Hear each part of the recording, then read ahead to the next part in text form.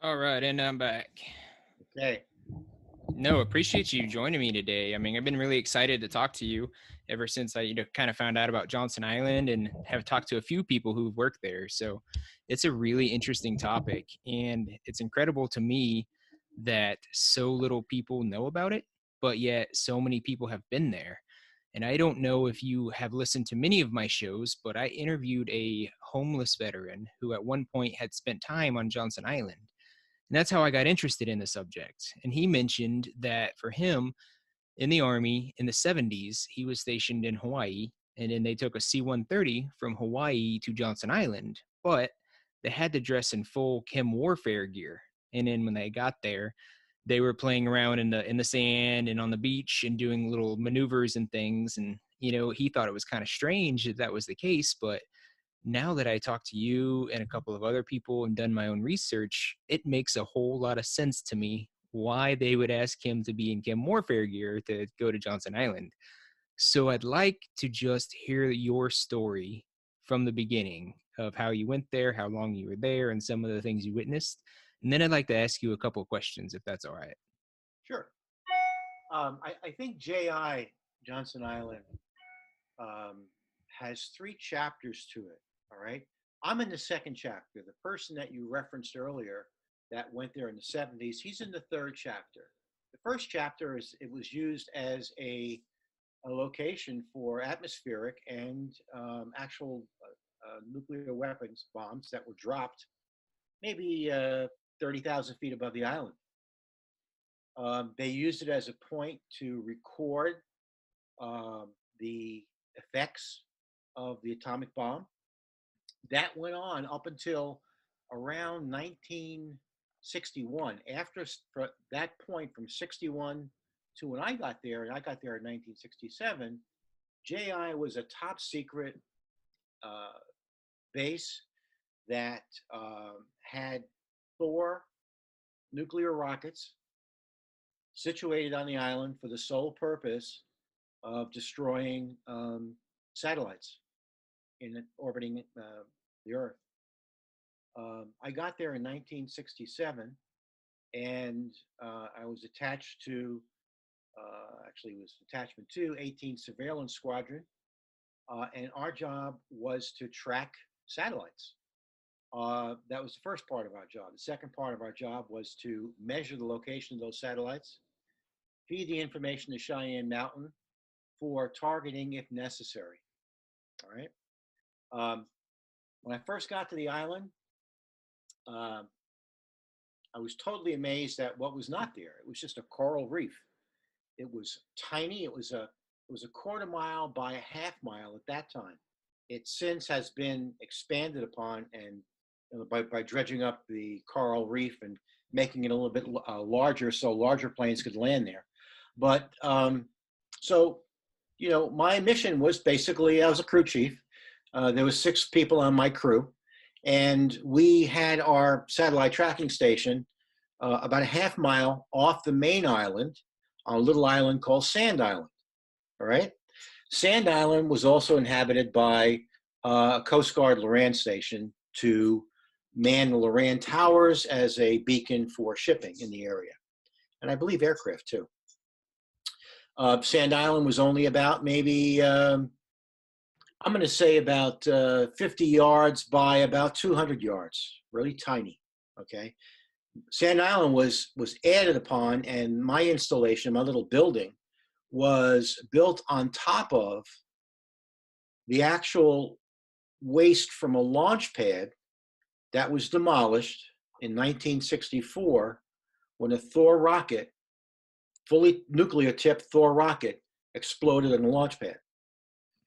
At that time, the the uh, the wisdom was we'll just chew up the launch pad, we'll dump part of it in the sea, and we'll use part of it to expand Sand Island. And the superstructure that was part of the launch pad, rather than demolishing that and getting rid of it, what they did was they simply painted over it. So all this radioactivity that had saturated that launch pad was spread throughout the entire island and also supplemented on places like Sand Island. We didn't know this. We did not have to wear any type of radiation badges. No one mentioned anything about any type of accidents that had taken place just 3 years before I got there. And so it was all pretty hush hush.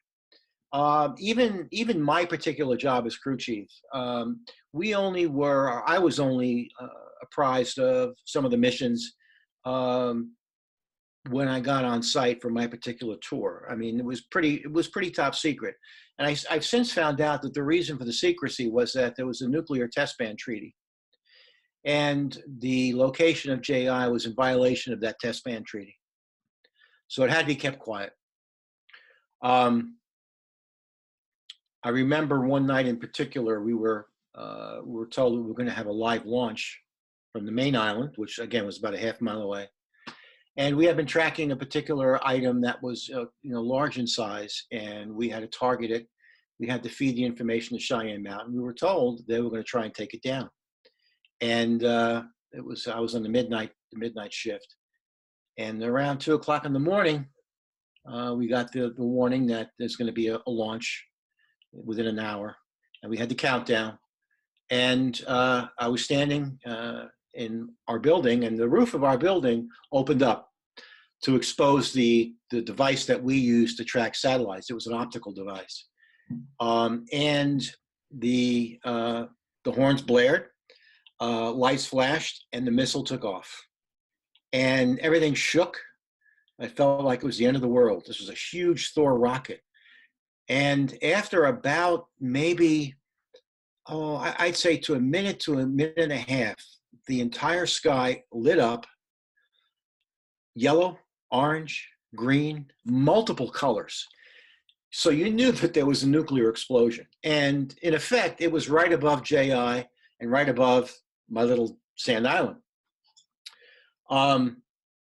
Next night, we started the mission again, and we tracked and looked for that particular item that we gave targeting information for, and it was gone.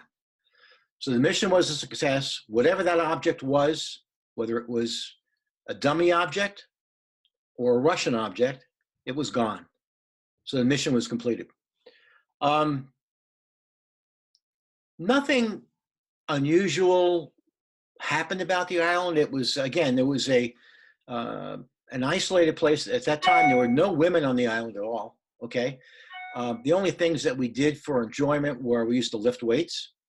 We played softball on a coral baseball field. There was no grass at the time. One of the best features, though, was the mess hall was manned by a company by the name of Holmes and Narver. They provided security on the island, and they had the best mess hall in the entire Air Force. I mean, we had filet mignon. I mean, food was just incredible. It was like a 5-star restaurant almost. And then we had an outdoor movie theater. And because we were in the middle of the Pacific Ocean, we would have to bring our ponchos because quite often than not, it would rain during the actual showing of a movie. After my year's tour was up, I was sent back to the States, to another location where we were also tracking. This was actually a little part in Florida down south in a place called Jupiter, which has since grown into a huge population area. But that was it. There was no, at that time, they weren't storing any biological weapons on the island.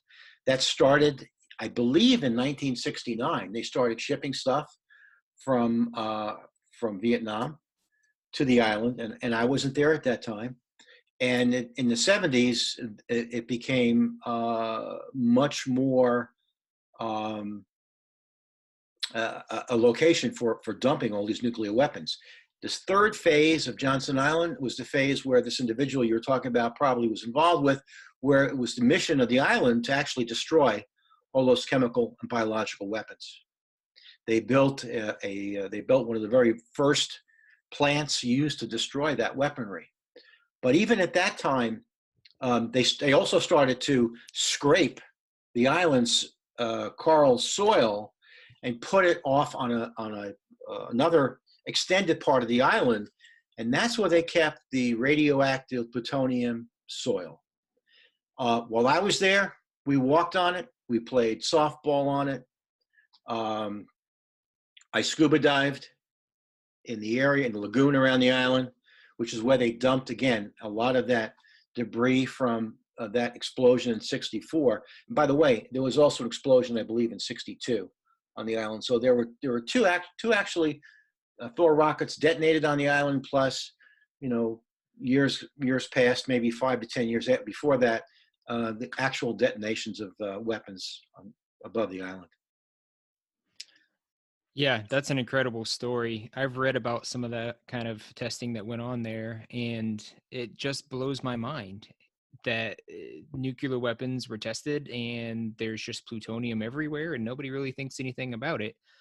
Granted, at that time, I know that they had a different understanding of the half-life and some of the long-lasting effects than what they do now, but you had to have some kind of indication, I would think, that maybe that's not healthy. Do you think that they had any idea? I think that they knew that it was very unhealthy. To what extent they knew, or to what damage it would cause, I don't know. All I know is that we knew nothing about it. We knew nothing about the accident in '64. We weren't told to wear any type of radiation badges at all. And so, I think from my perspective, I enlisted in the Air Force in '66. I wasn't drafted. Um, I liked my job. I felt that we were doing an important service. Granted, so many people went over to Vietnam and actually served in Vietnam in country, and so many people that I know got killed. The work that I did, even though it was very secret, I knew it was extremely important because it was the arms race. It was a missiles race at the time. There was a Cold War going on. Russia had satellites in space, and I'm sure we did. We had, orbiting stations that could fire. So I felt that I was really proud of my service. But what I think made me begin to become very angry was probably about 10 years ago. And by the way, I use the VA healthcare system here in San Diego. I think it's the greatest in the country. I've never had a problem with it. 10 years ago, they ran a bone density test on me. And they found that I had something called osteopenia, which is a weakening of the bone structure, usually caused by, very, very tiny holes in your bone, which renders them not as strong as they could be. And I asked, well, what do you think caused that? And they said, well, we don't know. It can happen as you get older. It can also be caused by radiation exposure. I didn't think, anything about it until 3 years ago, when I had an episode where I was getting dizzy spells. And so they sent me to get an MRI, and they found 2 tumors on my brain, small in size, not enough at this particular point in time that they wanted to go ahead and perform any type of neurosurgery, because who wants to go through brain surgery unless you have to? And so I asked, well, what could have caused that? And again, the answer came back: plutonium, ionized radiation. I put 2 and 2 together and felt like, wow. So now I've got a problem with my bones. Now I've got a problem with 2 tumors in my brain. And it's pointing to the fact that I was sitting on an island, and in particular, my little sand island, where they actually dumped some of the material from the explosion in '64, 3 years before I got there. And this could have been caused by that. And so I submitted a claim to the VA. And after about a year of waiting and submitting all paperwork, heavy documentation of what the island has in terms of the radioactive content, and the claim was denied. I had a choice to go ahead and hire an attorney to continue the process. And that's when I got involved with the group on Facebook of all the other vets that were on Johnston Island. And I've noticed an important similarity between all of us. Everyone who submitted the claim was denied. People who had cancer, people who had leukemia, people who had bone cancer, all different types of infirmity, all different types of illnesses. They were all denied on their claim. And so at that point, what I tried to do was to organize them somehow, but it's really tough to do. And, you know, it's all digital and they're in different parts of the earth. And some of the guys are, in fact, some of the guys are a little bit older than I am. They're in their 80s now. I'm only in my early 70s. And, but two people that I was stationed with on the island died. One died of stomach cancer 2 years ago. And the other guy died of, he had another type of cancer. I think it was a blood cancer. He died of that. So if there was a way of exposing the exposure that the government allowed the guys that knew nothing about the dangers of the island, but yet they're suffering. I'm not in any pain right now. I don't know if it's gonna grow. I have an MRI every 6 months, and I've had 4 of them so far, and it hasn't grown. So it may never grow. I may die with these two things in my head. But there are so many other people there who have so many other infirmities that I just wish there was a way of shining light on this. In particular, when I hear about things like I think it's the Blue Water Vets, where these guys that are in the Navy, Yep. and they are getting compensation for being exposed in some way to Agent Orange. I have a relative who was TDY at Tan Son Nhut Air Force Base in Vietnam. He was there for 90 days. He was a clerk, but he flew over on a C-130, and apparently the C-130s transported Agent Orange. He was in the Air Force 2 years before I was in, so he was in '64. And God bless him, the guy's an alcoholic, and he had a heart attack, and so he went to the VA and he applied for coverage, and he's got full disability. When I know, in fact, that disability is all BS, because he was an alcoholic, he was a heavy smoker. I never smoked, and he's getting compensation for it, where he was a clerk in an office, and here are guys who were, sitting on top of this stuff, and they're getting denied left and right. That's what makes me angry. It's totally unfair. Yeah, the system is broken. It most definitely is. And I think it's important to talk to people like you and others who have that kind of story, because I think that's going to be relevant for people of my generation as well. Yeah. And I say that because plutonium, which was in the missiles that you speak of in the Thor rockets, that has a half-life of 24,000 years. Yeah. So for 24,000 years, anything that plutonium touches is radioactive. Mm-hmm. And the body cannot handle very much radioactivity. And it gets airborne when there's a nuclear explosion. The plutonium gets atomized, and then it settles into the sand and the dirt, and then it picks up with the wind and it blows all over. What we're seeing in Iraq and in some places in Afghanistan is the same thing. And they think that might be part of what's causing Gulf War syndrome, because the amount of depleted uranium that we dropped on Saddam Hussein was very significant. We're talking tons and tons and hundreds and thousands of tons. Depleted uranium is the number one go-to munition for the U.S. Air Force and the U.S. Navy for things like Hellfire missiles, your cruise missiles. So when we launch a cruise missile, that has depleted uranium in it. And it's a very dense material. It's very good at punching holes in reinforced buildings. But when it explodes, it atomizes. And in the case of Iraq, it settles into the sand and it gets blown around. And we're seeing a unusual amount of birth defects in Iraqi children. And they think that that's probably the cause, is the depleted uranium floating around the sand, blowing around, getting into people's lungs. And it is transmitted. from adults into children, because it can be carried through sperm and things of that nature. So it's a very serious issue. And I think that my generation might have to deal with the same thing.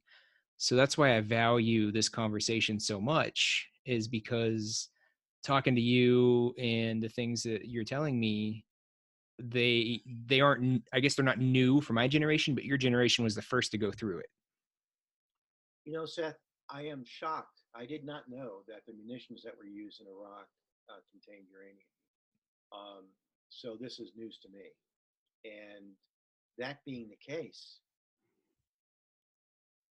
once again, I know that all you guys that were deployed over there, you all volunteered, and you're all heroes.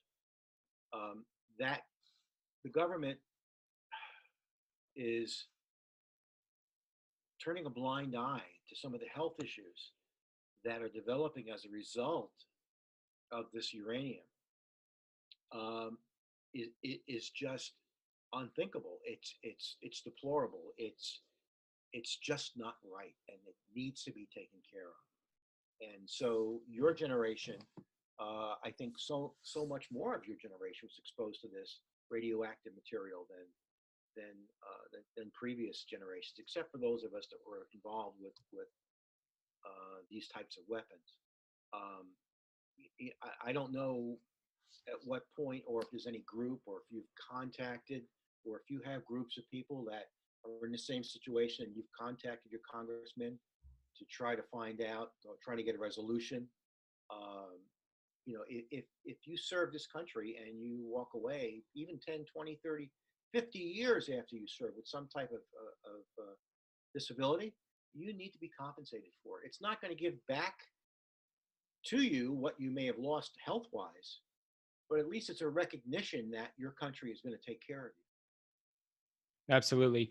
And it's funny that you mentioned that time frame you did, because from what I've read, it takes about that long for the effects of plutonium to really take its full course.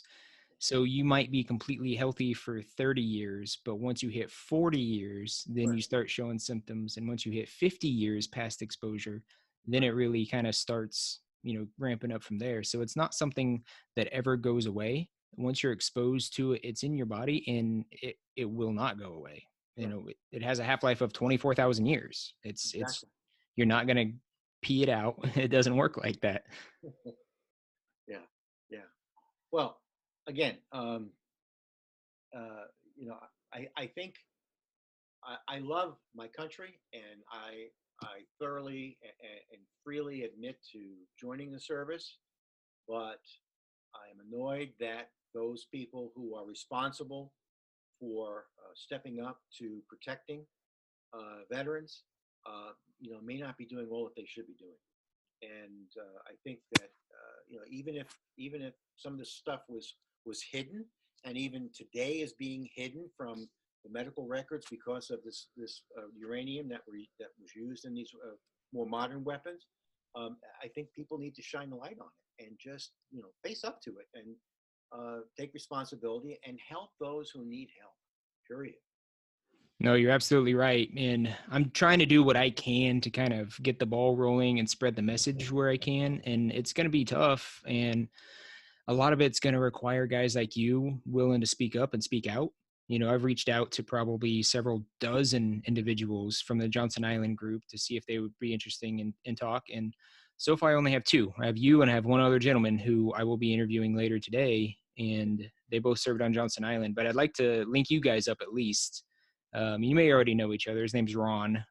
He's active in the groups as well. But I think that's how this thing works. Is You you know collect. when he was there? Sorry, go ahead. You know when he was on JI? I don't know the specific dates. I think he's younger than you are, so he probably would have been there in the 80s or early 90s. Okay. So kind of phase three. Probably he was affected more by some of the biological weapons in Agent Orange. Maybe some of the plutonium. I don't know what his job was, but I look at pictures of guys on JI as they're walking around the island in these spacesuits. You look at my picture walking around, I'm wearing short sleeve shirts and shower clogs. So there's a big difference in terms of you know uh, what people knew and when they knew it. while they were stationed on the island. So whatever you can do to shine light on it would be much appreciated. I think a lot of the guys, I think they've reached a point where they feel like it's pushing a boulder up a hill. How do you fight the government? And you just have to be persistent. Whatever I can do to help the mission, because to me it's a new mission. Not for me so much, but for you guys that were over in Iraq and that were exposed to any type of uranium contamination. I think it's abominable, and it needs to be admitted. And then any way that they can find a way to help you guys out, they should do it. No, I agree. And I want to thank you again so much for sharing your story with me. I'm sure it's probably not the easiest thing to talk about, but we're all in this together. And, it's not a 1960s thing and it's not a 2019. It's an American thing, and we're Americans, and this is what we do. This is how it happens. So thank you very much. Seth, I really appreciate the time. And anything else I can do, you just please let me know. Yeah, I will do. Thank you. Thank you.